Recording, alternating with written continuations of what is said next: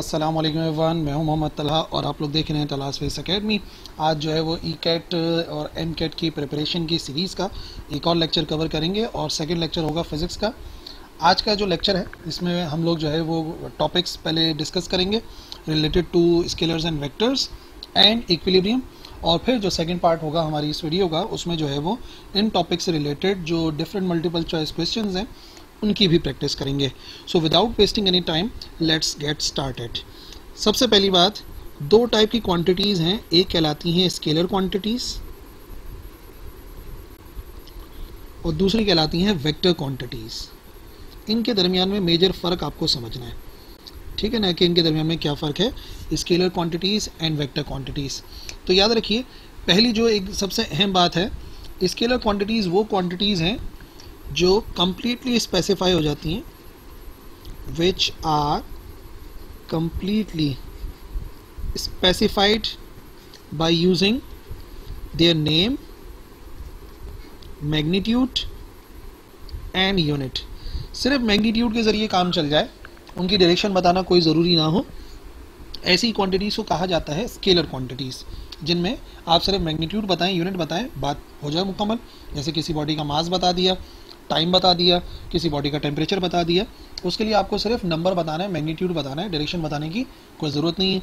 लेकिन जो vector quantities हैं, इनको स्पेसिफाई करने के लिए they are completely specified by using, name तो होगा लेकिन साथ साथ मैग्नीट्यूड भी बताना पड़ेगा और डायरेक्शन को भी शो करना पड़ेगा।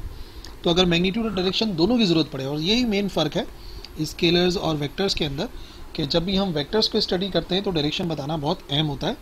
बिना डायरेक्शन बताए हम उनको एक्सप्लेन नहीं कर सकते, सामने वाले शख्स को हम नहीं बता सकते कि हम क्या बात कर रहे हैं। जैसे मिसाल के तौर पर मैं किसी शख्स को बोलूँ कि आप 5 न्यूटन की फोर्स अप्लाई करें किसी बॉडी के ऊपर, डोर के ऊपर लेट से, तो भाई वो पूछेगा ना कि मुझे इसको पुश करना है कि पुल करना है, बात ना मुकम्मल होगी बिना डायरेक्शन बताए। तो डायरेक्शन बताना ज़रूरी होगा, तो ऐसी क्वांटिटी को वेक्टर क्वांटिटीज़ कहा जाएगा।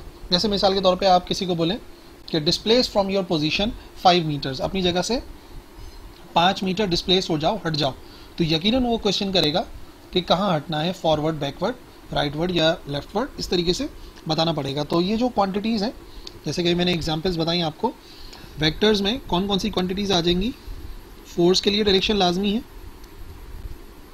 डिस्प्लेसमेंट के लिए डायरेक्शन लाजमी है, और बहुत सारी पढ़ते हैं हम लोग, जैसे कि वेलोसिटी के लिए लाजमी है। जबकि अगर स्केलर क्वांटिटीज़ की बात की जाए तो मास को मेजर करने में डायरेक्शन बताने की ज़रूरत नहीं है, टाइम को मेजर करने में कोई ज़रूरत नहीं है, टेम्परेचर को बताने में कोई ज़रूरत नहीं है, डेंसिटी वगैरह ये सब स्केलर क्वांटिटीज़ हैं, एंड सो ऑन, बहुत सारी होंगी, ठीक है। और सबसे अहम बात, स्केलर क्वांटिटीज़ को ऐड या सब्ट्रैक्ट करने के लिए हम इस्तेमाल करते हैं जो नॉर्मल अलजेब्रा होता है ना, जिसे हम कह सकते हैं सिंपल अलजेब्रा या सिंपल अर्थमेटिक मेथड्स। जो सिंपल अर्थमेटिक मेथड्स होते हैं उनके ज़रिए हम उनको ऐड या सब्ट्रैक्ट या मल्टीप्लाई डिवाइड करते हैं। जैसे कि 2 + 2 = ऑलवेज 4, तो स्केलर में भी ऐसे ही होगा। अगर हमसे कोई पूछे कि 2 किलोग्राम प्लस 2 किलोग्राम कितने हो गए, तो जाहिर सी बात है हम कहेंगे 4 किलोग्राम हो गए, ठीक है। इसी तरीके से अगर हमें कोई बोले 5 मिनट्स में से माइनस कर दें 2.5 मिनट्स, तो हम बोलेंगे सीधा सीधा 2.5 मिनट्स हो गए। लेकिन वेक्टर क्वांटिटीज़ को ऐड या सब्ट्रैक्ट करने के लिए हमें इस्तेमाल करना पड़ता है सिंपल अलजेब्रा नहीं, बल्कि वेक्टर अलजेब्रा। हम वेक्टर अलजेब्रा के ज़रिए उसको ऐड या सब्ट्रैक्ट कर सकते हैं। जैसे कि मेथड्स हैं, पढ़ा होगा आप लोगों ने, हेड टू टेल रूल, बहुत ही आसान सा ग्राफिकल मेथड है। या तो हम यूज़ कर सकते हैं पैरेललोग्राम मेथड, ठीक है, या फिर हम यूज़ कर सकते हैं रेक्टेंगुलर कंपोनेंट मेथड, ठीक है। तो ये वेक्टर अलजेब्रा की चीज़ें आ गई ना। वेक्टर्स को ऐड या सब्ट्रैक्ट करने के लिए मुख्तलिफ जो तरीक़ेकार है उसको जो है वो हमें अपनाना पड़ता है, ठीक है जी। अब वेक्टर को रिप्रेजेंट करने के लिए हमें ज़रूरत पड़ती है रेक्टेंगुलर कोऑर्डिनेट सिस्टम, या फिर उसको कहते हैं कार्टेशियन कोऑर्डिनेट सिस्टम क्या होता है? ये बेसिकली ये दो एक्सिस होते हैं जो एक दूसरे को 90 डिग्री पे या राइट एंगल पे कोइंसाइड करते हैं। सिंपल, अगर एक्स और वाई एक्सिस को देखा जाए तो ये आ गया एक्स एक्सिस, ये आ गया वाई एक्सिस, और ये पॉइंट जहाँ पे दोनों मीट करते हैं वो ओरिजिन कहलाता है, ओ से जाहिर करते हैं। और ये बात कंफर्म है, इनका एक दूसरे से एंगल 90 डिग्री बनता है, ठीक है ना। और अगर हम बात करें उसके तीनों एक्सिस की, यानी कि जेड एक्सिस को भी इंक्लूड करें, तो फॉर एग्जांपल जो भी कोई सब्सटेंस होता है जो कि कॉपी पर नहीं बना हुआ होगा, कुछ इस तरीके से होता है ना, 3 डायमेंशनल ऑब्जेक्ट, इस तरीके का ऑब्जेक्ट होता है। तो इसके जो एक्सिस होते हैं, एक इस तरीके से एक्सिस होता है, एक यहाँ से होता है जो चौड़ाई बताता है, और एक ऐसे करके लंबाई बताता है। तो दो एक्सिस तो आपको पता ही है, ये एक्स एक्सिस था, ये वाई एक्सिस था, लेकिन जो इसकी चौड़ाई बता रहा है, सब्सटेंस की चौड़ाई बता रहा है, वो कहलाता है जेड एक्सिस। और अभी भी अगर आप देखो, एक्स का वाई से एंगल 90 बन रहा है, वाई का जेड से एंगल भी 90 बनेगा, और एक्स का जेड से एंगल भी 90 बनेगा। बनाया तो मैंने ऐसे, लेकिन ये आपकी स्क्रीन से बाहर की तरफ आ रहा होगा, स्क्रीन से बाहर, यानी कि जो भी आपकी मोबाइल के लैपटॉप की स्क्रीन है उससे बाहर की तरफ आ रहा होगा, तो वो जेड एक्सिस कहलाता है। इसी वजह से क्यूब बना के मैंने समझाया कि लंबाई, चौड़ाई और ऊंचाई तीनों के तीनों होते हैं, तो ये रेक्टेंगुलर कोऑर्डिनेट सिस्टम कहलाता है। और इसी वजह से जब हम किसी वेक्टर को रिप्रेजेंट करते हैं, तो वेक्टर को रिप्रेजेंट करने के लिए हम क्या करते हैं, हम उसका एक्स एक्सिस भी इस्तेमाल करते हैं, वाई एक्सिस भी इस्तेमाल करते हैं, और जेड एक्सिस भी इस्तेमाल करते हैं। जैसे मिसाल के तौर पे अगर ये होता है तो हम उसका एक्स कंपोनेंट भी लिखते हैं, उसका वाई कंपोनेंट भी लिखते हैं, और उसका जेड कंपोनेंट भी लिखते हैं। साथ साथ इसके यूनिट वेक्टर भी लगाते हैं, लेकिन उसको मैं आगे जाके समझाऊंगा। इस तरीके से रिप्रेजेंट किया जाता है। और अगर उसके अंदर कोई एक टर्म नहीं है, जैसे कि मिसाल के तौर पे उसमें एक्स की टर्म नहीं है, तो इसका मतलब वो एक्स एक्सिस की जो वैल्यू है वो 0 के बराबर है। अगर वाई की टर्म नहीं है, यानी कि जे वाली कोई टर्म नहीं है, तो इसका मतलब वाई एक्सिस 0 है। तीनों हैं तो वो तीनों एक्सिस में लाई कर रहा है, एक है तो एक एक्सिस में। इस तरीके से ना आपने याद रखना है रेक्टेंगुलर कोऑर्डिनेट सिस्टम को, ठीक है। और अगर इसी का मैग्नीट्यूड चाहिए, अगर वेक्टर इस फॉर्म में है और हमें फाइंड करना होता है इसका मैग्नीट्यूड, यानी कि सिर्फ उसकी मिकदार बिना डायरेक्शन किए, तो शो करते हैं इस तरीके से। या तो सीधा सीधा एरो का निशानी हटा दो, ये दोनों मैग्नीट्यूड्स को शो करते हैं। तो ये बनता है x square plus y square plus z square. ये इसका मैग्नीट्यूड मालूम करने का तरीक़ेकार है रेक्टेंगुलर कोऑर्डिनेट सिस्टम या कार्टेशियन कोऑर्डिनेट सिस्टम के अंदर, ठीक है जी। कुछ डेफिनेशंस देखें, जैसे मिसाल के तौर पे एक वेक्टर होता है, वो वेक्टर कहलाता है यूनिट वेक्टर। यूनिट वेक्टर एक ऐसा वेक्टर होता है जिसका मैग्नीट्यूड बराबर होता है 1 के, यूनिट चाहे जो भी हो। और इसका काम क्या है? It is used to show the direction of any other vector. ये किसी और वेक्टर की डायरेक्शन को जाहिर करता है, क्या उसको शो करने में आसानी फराहम करता है। एक फार्मूला है इसका, यूनिट वेक्टर को कैप लगा के जाहिर करते हैं इंग्लिश के स्मॉल लेटर से। ऊपर आता है कोई भी वेक्टर और नीचे लिख देते हैं उसी वेक्टर का मैग्नीट्यूड, तो हमें किसी वेक्टर की डायरेक्शन मिल जाएगी, ठीक है ना। और याद रखो इसका मैग्नीट्यूड हमेशा 1 के बराबर होता है, इसी वजह से इसको यूनिट वेक्टर कहते हैं। यूनिट मीन्स 1, ये जो यूनिट वर्ड आ रहा है इसी वजह से आ रहा है, यूनिट मीन्स 1। जैसे कि अब कैसे डायरेक्शन को शो करने में अहमियत है इनकी, तो यूनिट वेक्टर्स इन स्पेस, मिसाल के तौर पे अगर मैं शो करना चाहता हूँ कि एक वेक्टर एक्स एक्सिस में लाई कर रहा है, तो एक्स एक्सिस के लिए हम यूनिट वेक्टर इस्तेमाल करते हैं आई। कौन से एक्सिस के लिए? एक्स एक्सिस के लिए। वाई एक्सिस के लिए इस्तेमाल करते हैं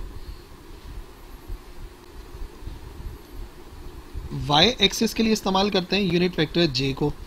और इसी तरीके से के इस्तेमाल करते हैं फॉर जेड एक्सिस। तो 3 यूनिट वेक्टर्स है ना, आई, जे और के। अगर मिसाल के तौर पे मैं आई के साथ लिखता हूँ 3i, तो इसका मतलब एक ऐसे वेक्टर की बात हो रही है जिसका मैग्नीट्यूड 3 है और उसकी डायरेक्शन एक्स एक्सिस में है। अगर मैं लिख देता हूँ -3i, तो इसका मतलब ये एक ऐसा वेक्टर है जो है तो नेगेटिव एक्स एक्सिस के अंदर, उसका मैग्नीट्यूड 3 के बराबर है। अगर इस पूरे वेक्टर को 3i + 2j कर देता हूँ, तो इसका मतलब एक्स एक्सिस में भी है, वाई एक्सिस में भी है। और अगर साथ में कुछ और लिखा हुआ हो, 1k या कुछ भी लिखा हुआ हो, तो इसका मतलब ये पूरा वेक्टर हमने शो कर दिया। तो बेसिकली डायरेक्शन कौन बता रहा है? डायरेक्शन बता रहे हैं आई, जे और के। इसी वजह से तो हम कह रहे हैं कि यूनिट वेक्टर का काम होता है किसी दूसरे वेक्टर की डायरेक्शन को जाहिर करना। इसी वजह से इससे पहले यहाँ पे मैंने आई जे के लिखा था। I j k are known as unit vectors, जिनका काम है किसी दूसरे वेक्टर की डायरेक्शन को जाहिर करना। इसी तरीके से कुछ और डेफिनेशंस, एक वेक्टर होता है वो कहलाता है नल वेक्टर। नल वेक्टर एक ऐसा वेक्टर होता है जिसका मैग्नीट्यूड, नाम से क्या समझ में आ रहा है, जिसका मैग्नीट्यूड बराबर होता है 0 के।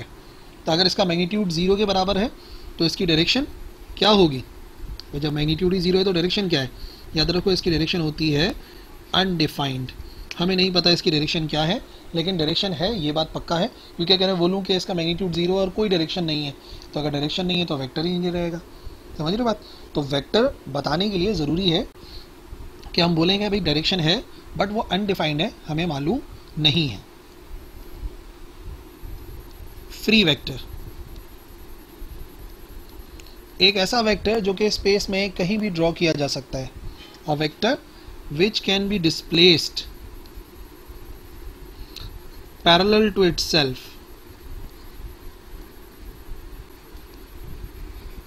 Anywhere in the space. Space में कहीं भी डिस्प्लेस कर सकते हो, बस मैग्नीट्यूड और डायरेक्शन को ध्यान में रखना है। तो ऐसा वेक्टर फ्री वेक्टर कहलाता है। मिसाल के तौर पे यूनिट वेक्टर, ये है एक वेक्टर ए, ठीक है। तो इसकी लंबाई को अगर हम ध्यान में रखें, इसकी डायरेक्शन को ध्यान में रखें, तो इसे मैं यहाँ बनाऊं कि यहाँ बनाऊं, कोई फ़र्क नहीं पड़ता। हो सकता है कि मैं इस यूनिट वेक्टर को यहाँ बनाने की कोशिश करूँ, ऐसे इस यूनिट वेक्टर को बनाने की कोशिश करूँ। तो मैं सिर्फ कोशिश कर रहा हूँ कि डायरेक्शन और मैग्नीट्यूड सेम रहे, बाकी हम जहाँ चाहें इसे बना सकें। तो एक ऐसा वेक्टर जो है वो फ्री वेक्टर कहलाता है, आज़ाद वेक्टर। और एक बात मैं आपको बताऊं, एक वेक्टर के अलावा सारे वेक्टर आज़ाद होते हैं। एक वेक्टर है जो आज़ाद नहीं है, जिसको एक स्पेसिफिक जगह पे बनाना पड़ता है, और वो वेक्टर कहलाता है पोजीशन वेक्टर। पोजीशन वेक्टर ऐसा वेक्टर है जो हमेशा स्टार्ट होता है फ्रॉम द ओरिजिन, ये हमेशा ओरिजिन से स्टार्ट होगा, और इसका काम होगा किसी दूसरे पॉइंट या वेक्टर की पोजीशन को जाहिर करना। मिसाल के तौर पे अगर ये पॉइंट पी है, तो इस वेक्टर ने पॉइंट पी की डायरेक्शन को, पॉइंट पी की पोजीशन को शो किया है। So it is position vector of point P, ठीक है ना। पोजीशन वेक्टर की दो अहम बातें, पहला point, it always starts from origin, ये बात कंफर्म है, ओरिजिन से स्टार्ट होगा। और इसका काम क्या है? Use to show position of any other vector, किसी और वेक्टर की डायरेक्शन को, पोजीशन को जाहिर करता है। इस वजह से इसका नाम है पोजीशन वेक्टर। डायरेक्शन बताना यूनिट वेक्टर का काम है, और पोजीशन बताना पोजीशन वेक्टर का काम है, ठीक है। और सिंपल सी डेफिनेशन उसकी भी होती है ना, अपना क्या होता है, रिजल्टेंट वेक्टर। जब दो या दो से ज़्यादा वेक्टर्स को हम आपस में ऐड करते हैं तो नतीजे में एक नया वेक्टर मिलता है, वो वेक्टर रिजल्टेंट वेक्टर कहलाता है। सीधा सीधा हम ऐड कर सकते हैं, आई में आई, जे में जे, और के में के ऐड कर सकते हैं, ठीक है। और हाँ, एक अहम बात है नोट करने वाली, स्केलर्स को वेक्टर से मल्टीप्लाई करते हैं। जब किसी वेक्टर को नेगेटिव नंबर से मल्टीप्लाई करें, when vector is multiplied by negative number, किसी नेगेटिव नंबर से मल्टीप्लाई करें तो रिजल्ट क्या होता है? रिजल्ट ये होता है कि उसकी डायरेक्शन हो जाती है रिवर्स। मिसाल के तौर पे हमारे पास एक वेक्टर है, वेक्टर ए, ठीक है। अगर -1 से मल्टीप्लाई कराऊं तो -a क्या बनेगा? -a इतना ही लंबा वेक्टर होगा, लेकिन उसकी डायरेक्शन अपोजिट हो जाएगी। मिसाल के तौर पे हमारे पास एक वेक्टर है, वेक्टर बी, ये रहा, ये वेक्टर बी है। अब अगर मुझसे पूछा जाए कि what is 2b, vector 2b कितना होगा, तो वेक्टर 2b इससे डबल होगा, 1 2 3 4 5 6 ऐसे होगा। ये 3 लाइनें हैं तो ये 6 लाइनें हो गई, और डायरेक्शन क्या हो जाएगी? अपोजिट हो जाएगी। अगर हम बोलेंगे माइनस का 2b, तो कभी भी अगर नेगेटिव नंबर से मल्टीप्लाई होते हैं तो वेक्टर की डायरेक्शन अपोजिट हो जाती है, ठीक है जी। किसी भी वेक्टर के दो कंपोनेंट्स होते हैं, एक ऐसा वेक्टर जो कि लाई करता है ऑन प्लेन,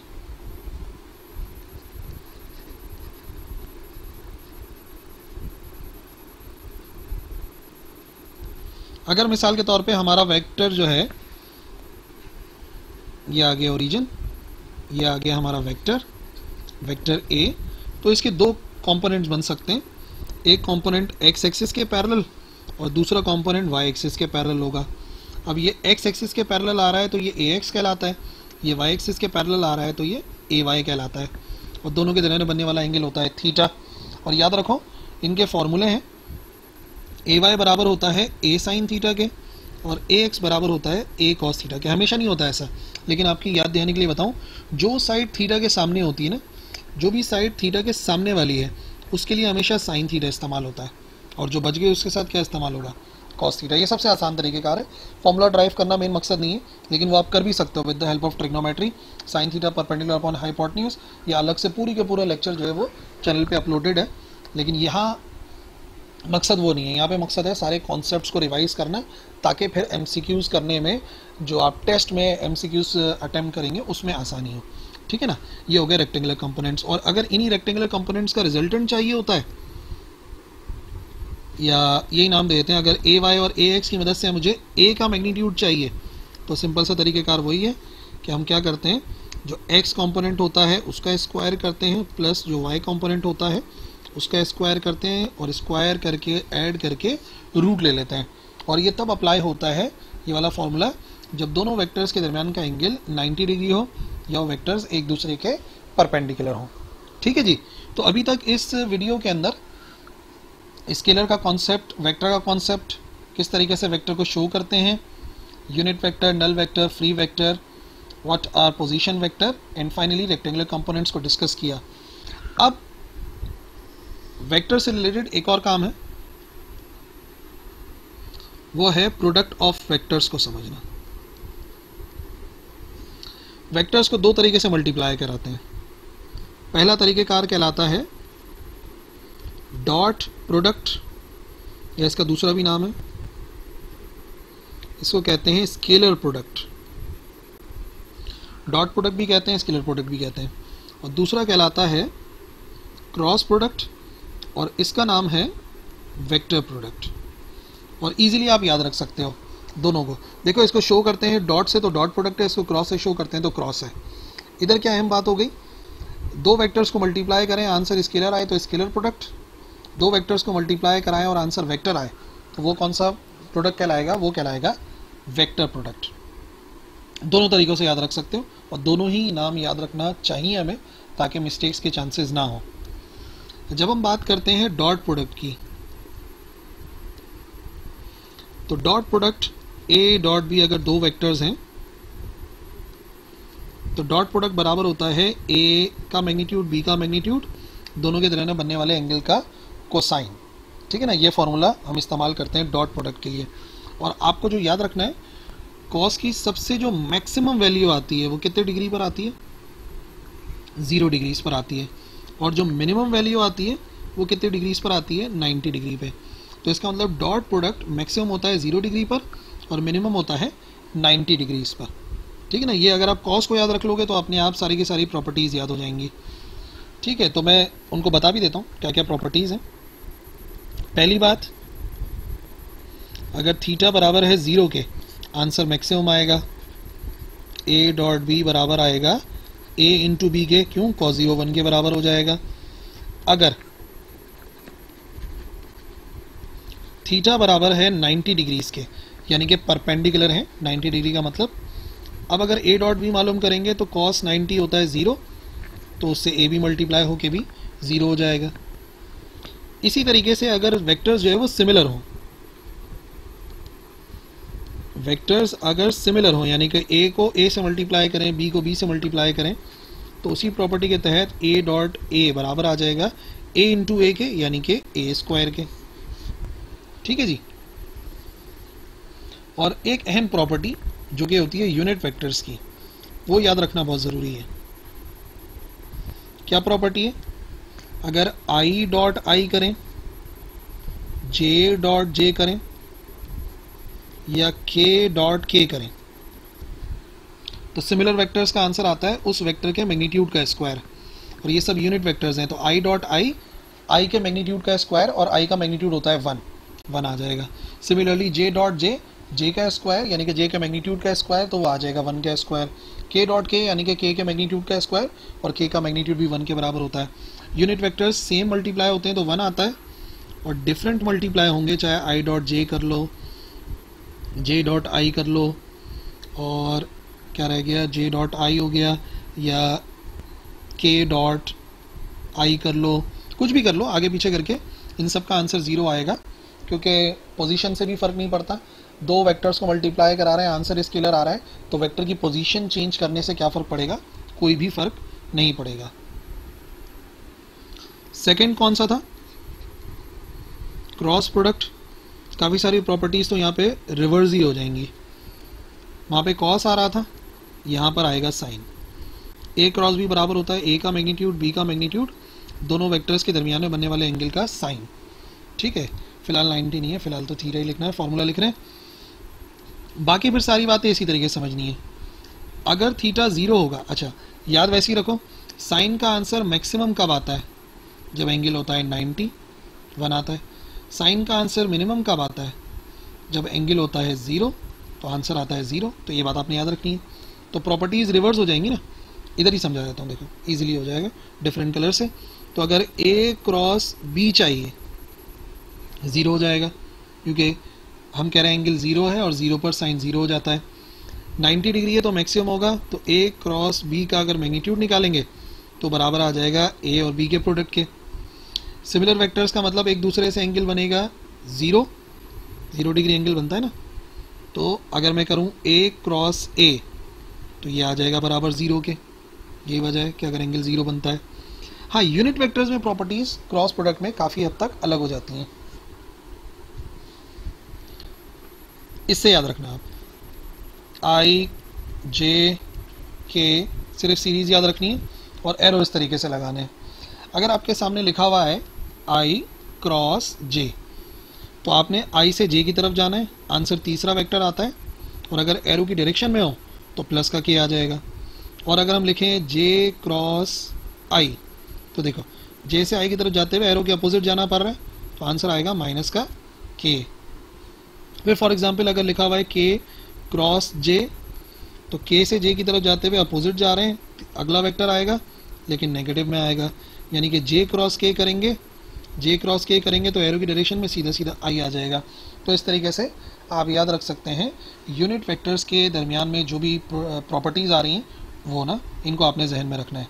ठीक है ना, ये हो गया हमारा आज के लेक्चर का मतलब एक पोर्शन मुकम्मल। अभी भी एमसीक्यूज स्टार्ट नहीं करेंगे क्योंकि वेक्टर्स को तो डिस्कस कर लिया है, बट वेयर इज इक्विलिब्रियम। अब आ जाते हैं इक्विलिब्रियम के टॉपिक्स पर। सो फर्स्ट है टॉर्क। किसी बॉडी के ऊपर फोर्स अप्लाई करें और वो बॉडी रोटेट हो जाए, यानी कि टर्निंग इफेक्ट ऑफ फोर्स। किसी बॉडी पे फोर्स अप्लाई करें, नतीजे में वो रोटेट हो जाए, तो इस असर को टॉर्क कहा जाता है। इसको मालूम किया जाता है एक फॉर्मूले से, R cross F. Cross product आ रहा है, इसका मतलब ये कौन सी क्वांटिटी है, it is a vector quantity. ये एक वेक्टर क्वांटिटी है क्योंकि क्रॉस प्रोडक्ट का आंसर एक वेक्टर आता है। ठीक है, आर क्या चीज़ है, एफ तो आपको पता है फोर्स है, आर कहलाता है मोमेंट आर्म। मोमेंट आर्म कहाँ से कहाँ तक का डिस्टेंस होता है, ये होता है डिस्टेंस ऑफ एक्सिस, एक्सिस का कितना फासला है, and point of application of force, यानी कि वो पॉइंट जहाँ पर फोर्स अप्लाई हो रही है, ये मोमेंट आर्म कहलाता है। जैसे मिसाल के तौर पे हम अगर एक डोर की बात करें, इस तरीके का एक डोर है और ये एक्सिस से ये फिक्स पॉइंट है, यहाँ पर हैंडल है, तो अगर मैं फोर्स इधर से अप्लाई कर रहा हूँ इसके ऊपर अंदर की तरफ, तो ये जो डिस्टेंस होता है एक्सिस से लेके यहाँ तक का, इसको मोमेंट आर्म कहते हैं, जिसको हम शो करते हैं आर से। और अगर वेक्टर फॉर्म में नहीं लिखना तो टॉर्क बराबर आ सकता है आर एफ साइन थीटा, क्योंकि क्रॉस प्रोडक्ट की प्रॉपर्टी अभी पढ़ी है कि उसके लिए इस्तेमाल होता है साइन थीटा। ठीक है जी। और अगर टॉर्क अप्लाई हो रहा है क्लॉकवाइज तो it is always taken as negative, और अगर टॉर्क इस्तेमाल हो रहा है क्लॉकवाइज तो it is always taken as positive. Anti clockwise positive होता है और क्लॉकवाइज जो है वो नेगेटिव होता है। ठीक है ना। तो टॉर्क बेसिकली बहुत मतलब पुराना टॉपिक है और बेसिक टॉपिक्स में से क्लास 10 में भी पढ़ते हैं, फर्स्ट ईयर में भी पढ़ते हैं, तो जस्ट इसको रिवाइज करना ज़रूरी है। इसी के लिहाज से एक और डेफिनेशन होती है couple, two forces equal magnitudes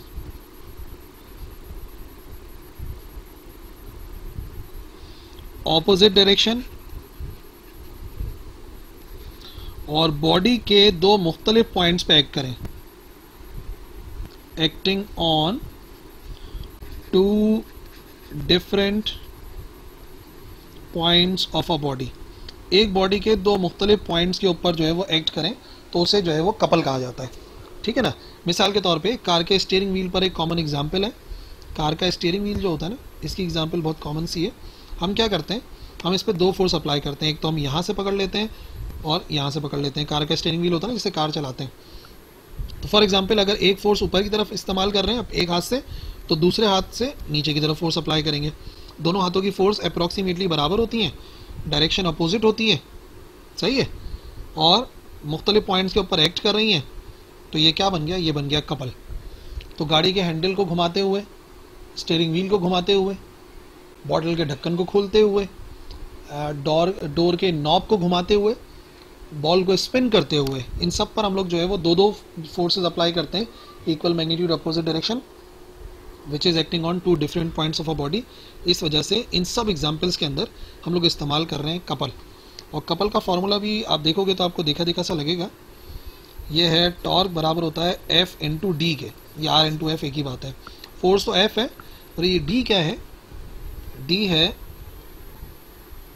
distance between forces, forces के दरमियान का डिस्टेंस है, ये जो यहाँ पे लिखा हुआ है ना।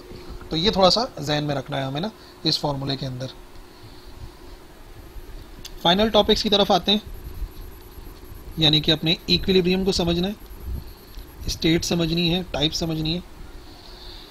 जब भी कोई बॉडी या तो इन स्टेट ऑफ रेस्ट हो या यूनिफॉर्म मोशन में भी हो, यानी कि सिंपल लफ्ज़ों में कहा जाए तो नॉट एक्सेलरेटेड, उसमें एक्सेलरेशन ना हो, तो ऐसी सूरत में वो बॉडी कहलाती है इक्विलिब्रियम में, जिसको उर्दू में हम कहते हैं तवाज़ुन। ठीक है ना, उर्दू में इसको तवाज़ुन कहा जाता है। तो तवाज़ुन की कैफियत जो है, इक्विलिब्रियम जो है, वो उन्हीं बॉडीज़ को माना जाता है जो बॉडीज़ या तो इन स्टेट ऑफ रेस्ट हो या फिर अगर मूव भी कर रही हैं तो मूव कर रही हो यूनिफॉर्म वेलोसिटी के साथ, तो ऐसी बॉडीज़ को कहा जाता है इक्विलिब्रियम में। और इसी की डेफिनेशन के ज़रिए दो बातें आप समझ जाओगे ना। इक्विलिब्रियम की दो टाइप्स हैं, स्टैटिक इक्विलिब्रियम, ये तब होती है जब बॉडी किस में हो, रेस्ट में हो, यानी कि उसकी वेलोसिटी ज़ीरो हो। एक बुक टेबल के ऊपर रखी हुई है, एक कार स्टेशनरी पोजीशन में, एक सिटिंग पर्सन है बिल्कुल स्टेशनरी है, ये सब स्टैटिक इक्विलिब्रियम के अंदर है। जबकि दूसरी टाइप कहलाती है काइनेटिक या डायनामिक इक्विलिब्रियम। ये तब होता है जब किसी बॉडी में वेलोसिटी तो हो लेकिन उसकी वेलोसिटी कांस्टेंट हो। फॉर एग्जांपल कार ट्रैवल कर रही है on a road with constant velocity. For example एक पैराट्रूपर पैराशूट पहन के ऊपर से नीचे मूव कर रहा है, या एक स्फीयर को हमने जो है वो डिप करा है किसी लिक्विड के अंदर, कांस्टेंट वेलोसिटी के साथ मूव कर रहा है, तो वो फिर कहलाएगा इन डायनामिक इक्विलिब्रियम। तो इक्विलिब्रियम की अगर टाइप्स देखी जाए तो दो टाइप्स हैं, एक स्टैटिक है एक डायनामिक है, और डेफिनेशन ये होती है कि बॉडी या तो रेस्ट में हो या फिर यूनिफॉर्म मोशन कर रही हो। ठीक है जी। लेकिन हाँ, कंडीशंस दो हैं, कंडीशंस दो हैं। पहली कंडीशन कहलाती है फर्स्ट कंडीशन ऑफ इक्विलिब्रियम,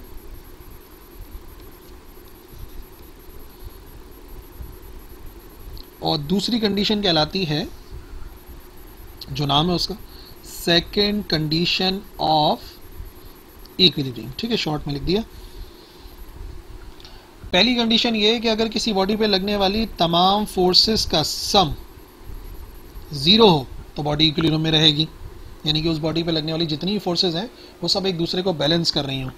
अगर इसको एक्सपेंड करके लिखें तो हम ये कह सकते हैं कि summation of all forces in x axis is equal to zero and summation of all forces on y axis is equal to zero. अगर किसी बॉडी पे 10 फोर्सेस लग रही हैं तो वो 10 की 10 एक दूसरे को बैलेंस कर रही हों, तब जाके वो बॉडी इक्विलिब्रियम में कहलाएगी। और वो कौन सा इक्विलिब्रियम होगा, वो इक्विलिब्रियम होगा ट्रांसलेटरी यानी कि स्ट्रेट लाइन के अंदर ट्रांसलेटरी इक्विलिब्रियम होगा, जो कि हम देख सकते हैं कि अगर एक बुक को टेबल के ऊपर रखा हुआ है तो वेट उसे डाउनवर्ड ले जा रहा होता है और डेस्क का या जो भी टेबल है उसका जो नॉर्मल रिएक्शन है वो ऊपर की तरफ होता है, तो दोनों एक दूसरे को बैलेंस करती हैं, तभी रेस्ट में रहता है। सेकेंड कंडीशन रोटेटरी इक्विलिब्रियम यानी कि रोटेशन वाले में है, रोटेशनल इक्विलिब्रियम में आता है, यानी कि कोई रोटेटिंग बॉडी बैलेंस में हो। वो तब है जब किसी बॉडी पे लगने वाले तमाम टॉर्क्स का जो सम हो वो ज़ीरो के बराबर हो, और तमाम टॉर्क्स का सम ज़ीरो होने का मकसद ये हो गया कि उस बॉडी पे लगने वाले जो टोटल क्लॉकवाइज टॉर्क हैं वो बैलेंस कर रहे हो एंटी क्लॉकवाइज टॉर्क्स को। ठीक है, जैसे कि आमतौर पे एक सर्कस में जो रोप वॉकर होता है, जो रस्सी पे एक शख्स चलते हुए करतब दिखा रहा होता है, तो वो एक डंडे की मदद से बाकायदा अपने ऊपर लगने वाले टॉर्क को बैलेंस करता है। ठीक है ना, वो इसके लेक्चर में भी बिल्कुल तरतीब से बता चुका हूँ मैं, लेकिन जस्ट यहाँ पे जो है ना उस कॉन्सेप्ट को रिवाइज कर रहे हैं कि वो अपने आप को बैलेंस करता है डंडे की पोजीशन को चेंज करके, जो क्लॉकवाइज या एंटी क्लॉकवाइज टॉर्क है उनको बैलेंस करता है। तो इस तरीके से हमारा जो इक्विलिब्रियम का टॉपिक है वो भी मुकम्मल हो गया, और अब ये करते हैं कि हम इसके MCQs को डिस्कस करते हैं। So now it's time for some sweet candies, और प्रैक्टिस कर लेते हैं MCQs को। Number 1, scalar is a physical quantity which is completely specified by magnitude only. Scalar को सिर्फ मैग्नीट्यूड की ज़रूरत होती है। Vectors are those physical quantities which require magnitude and direction. दोनों चीज़ें चाहिए, मैग्नीट्यूड भी चाहिए, डायरेक्शन भी चाहिए। Which of the following is a scalar quantity, इसमें से कौन सी स्केलर क्वांटिटी है? टॉर्क वेक्टर है, डायरेक्शन चाहिए, वेट डाउनवर्ड होता है, डायरेक्शन है, डिस्प्लेसमेंट मैंने बताया, वेक्टर है, डेंसिटी के बारे में बता दिया था ऑलरेडी कि it is a scalar quantity. In accordance axis system, x और वाई एक्सिस ड्रॉ करते हैं दो लाइनें जो एक दूसरे के 90 डिग्री पर होती हैं, परपेंडिकुलर होती हैं। ऐसे एक्स एक्सिस होता है, ऐसे वाई एक्सिस होता है। An axis which is at right angle to x and y axis and point in space is called, space के अंदर 3 कोऑर्डिनेट एक्सिस होते हैं और फिर वो कहलाता है हमारे पास z एक्सिस। क्वेश्चन नंबर 6, दो फोर्सेज हैं 10 और 15 न्यूटन की, are acting simultaneously on an object in the same direction. तो याद रखिए जब भी सेम डायरेक्शन में वेक्टर्स एक्ट कर रहे होते हैं तो उनको सीधा सीधा ऐड कर देते हैं, तो 10 + 15 is equal to 25 newton. Negative of a vector can be made when magnitude is 0, direction is reversed with negative magnitude। ये आ गया, मैंने बताया था ना, जब डायरेक्शन रिवर्स हो जाती है जब भी नेगेटिव से मल्टीप्लाई कराते हैं। If two non zero vectors ए और बी एक दूसरे के पैरेलल हैं तो ए डॉट बी कितना होगा? A dot B dot product में इस्तेमाल होता है cos theta. Cos theta maximum होता है 0 डिग्री पे, पैरेलल का मतलब 0 डिग्री, तो इसका मतलब आंसर आएगा मैक्सिमम, और मैक्सिमम था ए डॉट बी बराबर आ रहा था ए का मैग्नीट्यूड इंटू बी का magnitude. Question number 9, when a vector is multiplied by a scalar the product of quantity will, a new vector quantity, new direction, same direction, A and C. अगर किसी vector को एक scalar से multiply किया जाए तो जो प्रोडक्ट होता है वो एक नई वेक्टर क्वांटिटी होती है, नई डायरेक्शन होती है या सेम डायरेक्शन होती है। तो याद रखो अगर किसी स्केलर से मल्टीप्लाई कराते हैं, स्केलर का मतलब किसी नंबर से मल्टीप्लाई कराते हैं, तो नतीजे में क्या होता है, हमारा जो वेक्टर है वो एक नई वेक्टर क्वांटिटी बनाता है, नई वेक्टर क्वांटिटी या नई डायरेक्शन बनाता है, सेम डायरेक्शन बनाता है, या फिर ए और सी दोनों सही हैं, यानी कि नया वेक्टर ही बन सकता है और सेम डायरेक्शन भी होगी। तो देखो नया वेक्टर तो बनेगा लेकिन डायरेक्शन भी सेम होगी, तो ए और सी दोनों बातें सही होंगी। The vector product of two vectors is 0। Vector product यानी क्रॉस प्रोडक्ट 0 कब होता है? क्रॉस प्रोडक्ट में साइन आता है, साइन 0 जब होता है जब पैरेलल हो या 0 हो, when they are parallel to each other।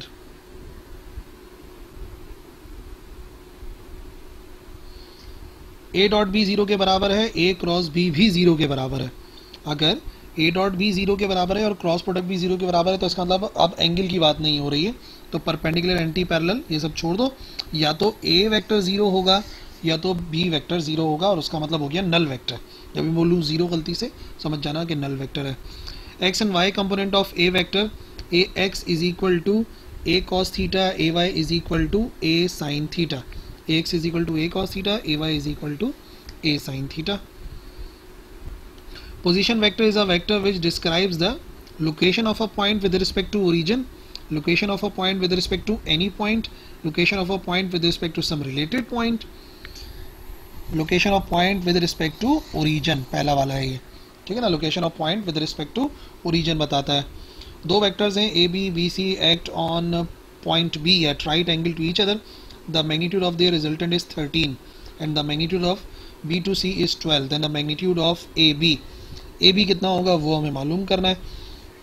तो पाइथागोरस थ्योरम से जो है ना इसको इजीली फाइंड किया जा सकता है। ये होता है 90 डिग्री के सामने हाइपोटेन्यूज, इसको परपेंडिकुलर बना लो, बेस बना लो, कुछ भी बना लो, तो बेस मालूम करना है। बेस का स्क्वायर बराबर होगा हाइपोटेन्यूज का स्क्वायर और माइनस परपेंडिकुलर का square.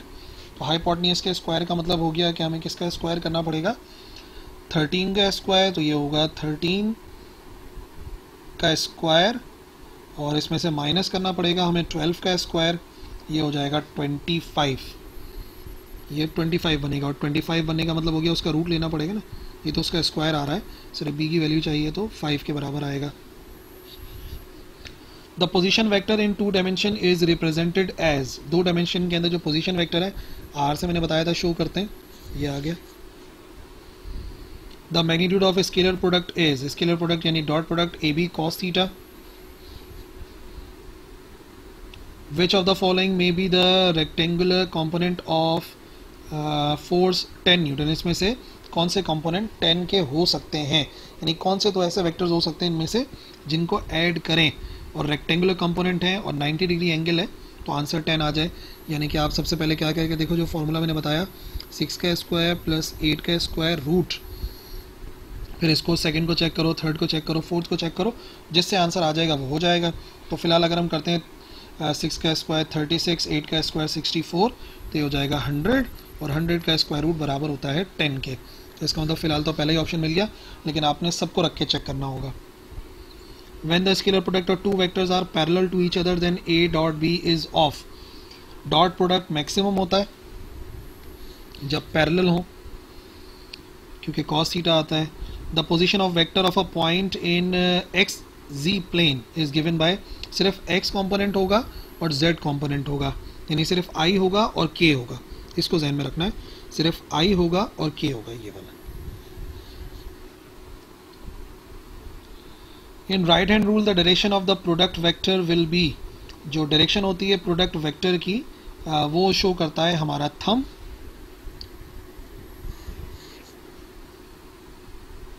The rectangular component of a vector have angle between them, अगर मैं कह रहा हूँ रेक्टेंगुलर कंपोनेंट, रेक्टेंगुलर का मतलब ये होता है 90 डिग्री, तो उनके दरमियान का एंगल 90 डिग्री होगा। जे क्रॉस के, आई जे के, जे से के की तरफ जा रहे हैं, एरो की डायरेक्शन में जा रहे हैं, आंसर आएगा आई और वो भी प्लस का। The dot product of two vectors is negative when they are parallel, dot product negative होता है, कॉस नेगेटिव होता है 180 डिग्री पे, 180 डिग्री का मतलब होता है anti parallel vectors. The self product of two vectors in cross product, यानी कि ए क्रॉस ए अगर करें तो सिमिलर वेक्टर्स की दोनों क्रॉस प्रोडक्ट 0 होता है।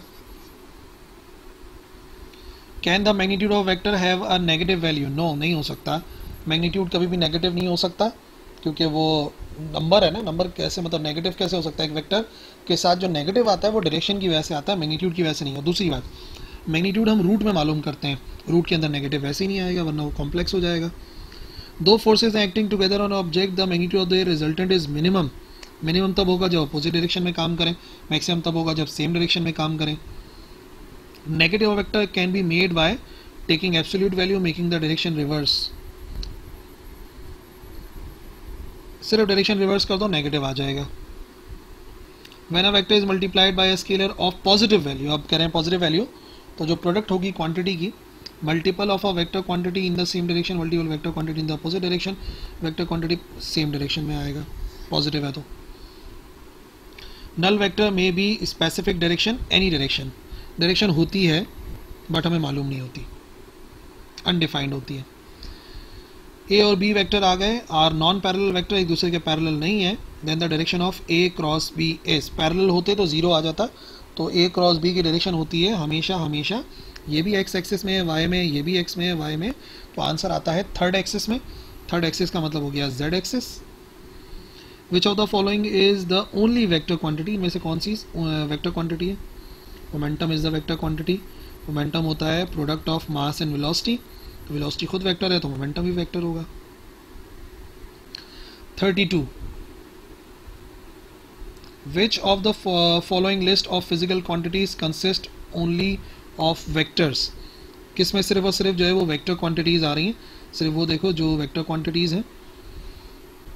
टाइम, टेम्परेचर, वेलोसिटी नहीं, टेम्परेचर स्केलर है। Force, volume, momentum, force, volume, momentum नहीं, वॉल्यूम नहीं है। वेलोसिटी, एक्सेलरेशन, मास नहीं, फोर्स, एक्सेलरेशन, वेलोसिटी सब वेक्टर्स हैं। 33 the angle between rectangular components, दोबारा वही है, रेक्टेंगुलर कंपोनेंट के दरमियान का एंगल 90 होता है। Force of 10 newton is acting along y axis, its component along x axis is, अगर एक फोर्स है 10 न्यूटन की जो वाई एक्सिस पर काम कर रही है, एक फोर्स है जो वाई एक्सिस पे काम कर रही है, तो एक्स पे तो वो है ही नहीं, जब एक्स पे है ही नहीं तो उसका एक्स कंपोनेंट 0 होगा। दो फोर्सेस 10 और 15 न्यूटन की एक्ट कर रही हैं किसी बॉडी पे इन द सेम डायरेक्शन, तो रिजल्टेंट दोनों का सीधा सीधा सम होगा। If the dot product of two non zero vectors vanishes, dot product ले रहे हैं और आंसर जो है वो नहीं आ रहा, 0 आ रहा है, तो इसका मतलब वो वेक्टर्स एक दूसरे के परपेंडिकुलर होंगे। क्यों? क्योंकि डॉट प्रोडक्ट में कोसाइन आता है, कोसाइन 0 होता है 90 पर। If two non zero vectors A and B are parallel to each other, अगर वेक्टर्स हैं तो मैक्सिमम आंसर आता है ए बी के बराबर। Dot product of two vectors is negative जब वो एंटी पैरेलल हो, एंटी पैरेलल का मतलब कितने डिग्री पर हो, 180 डिग्री पर हो। The vector product of two non zero vectors is 0, दो नॉन जीरो वेक्टर्स हैं उनका वेक्टर प्रोडक्ट 0 आ रहा है, इसका मतलब वो एक दूसरे के पैरेलल होंगे तभी 0 आएगा।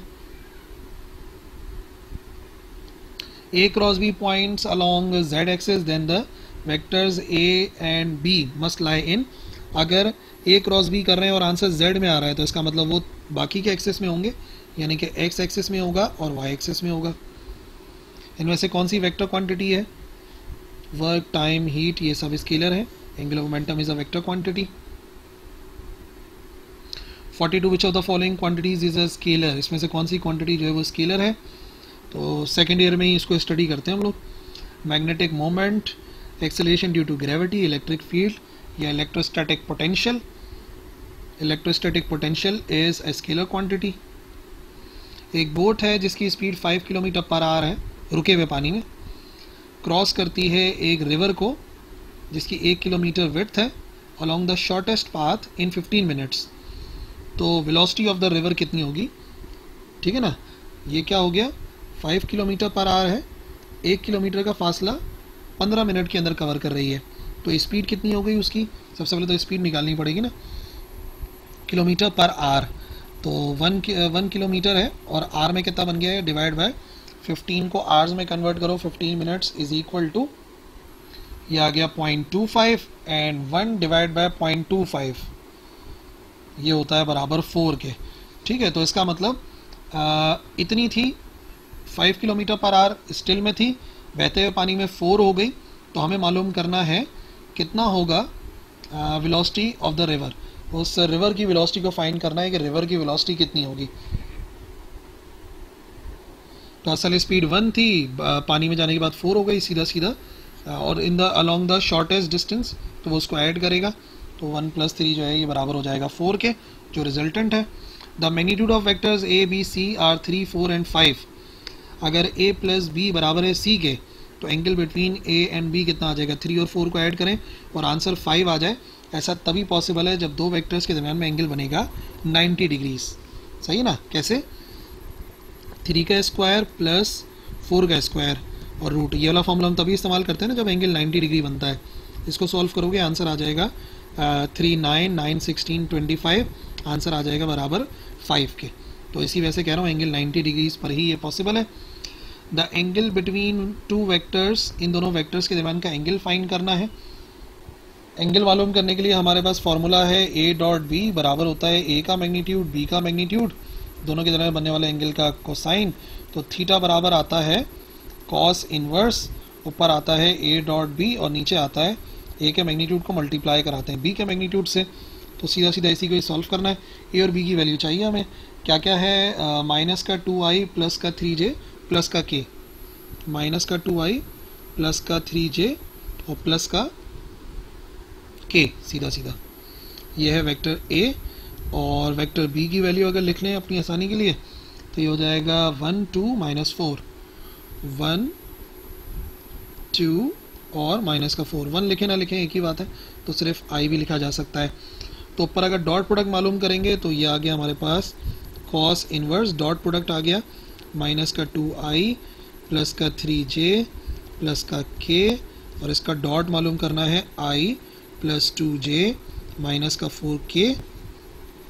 और नीचे मैग्नीट्यूड्स आएंगे सबके।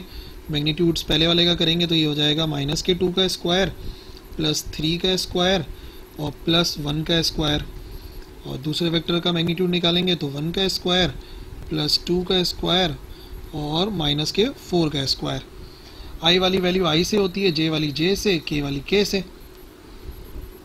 कॉस इनवर्स बाद में मालूम करना है। 2 1s आर 2 माइनस का 2, 3 2s आर प्लस का 6, 1 4s आर माइनस का 4 डिवाइडेड बाय 4 9 1। ठीक है ना, ये हो गया 9 4 13, ये आ जाएगा अंडर रूट 14। ठीक है ना, 9 और 9 और 4 और 1। और इसी तरीके से इसका करेंगे मैग्नीट्यूड मालूम तो 1 प्लस 4 प्लस 16, 16 प्लस 4 ये हो गया 21। ठीक है ना, कॉस इनवर्स मालूम करना है फाइनली, तो ये हो जाएगा कितना -2 और ये हो गया 0। कॉस इनवर्स 0, पूरी वैल्यू 0 हो गई ना, तो थीटा जो है वो आ रहा है कॉस इनवर्स 0। कॉस इनवर्स 0 कितने डिग्री पर आता है? कॉस का आंसर 0 कितने डिग्रीज पर आता है? कॉस का आंसर 0 आता है 90 डिग्रीज पर। तो इसका मतलब इन वेक्टर्स के दरमियान का आंसर 90 है। The angle between A and B is theta. The value of the triple product A dot B cross A is, तो देखो A और B के दरमियान का एंगल जो है वो थीटा बन रहा है। तो वैल्यू अगर मैं मालूम करूंगा ट्रिपल प्रोडक्ट की तो वो किसके बराबर आएगी?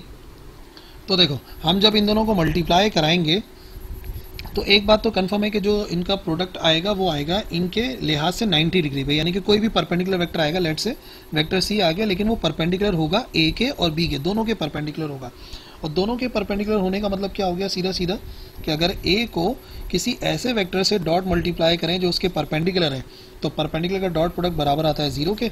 इस वजह से यहाँ पर भी आंसर आ जाएगा बराबर 0 के। 47 इफ 2 नॉन जीरो वेक्टर्स हैं ए और बी और वो ओबे करते हैं कि उनका सम और उनका डिफरेंस बराबर है, मैग्नीट्यूड में बराबर है, तो एंगल होगा 90 डिग्रीज। अगर दो वेक्टर्स के दौरान का एंगल 90 डिग्री होता है तो आप कोई भी एग्जांपल सपोज करके उनका सम और डिफरेंस निकालोगे, आंसर इक्वल आएगा। Okay, so that's all for the day. I hope अच्छी प्रैक्टिस हुई वेक्टर्स की और इक्विलिब्रियम की, अब कोई परेशानी रहनी नहीं चाहिए। All the best for your preparation. अल्लाह हाफिज़।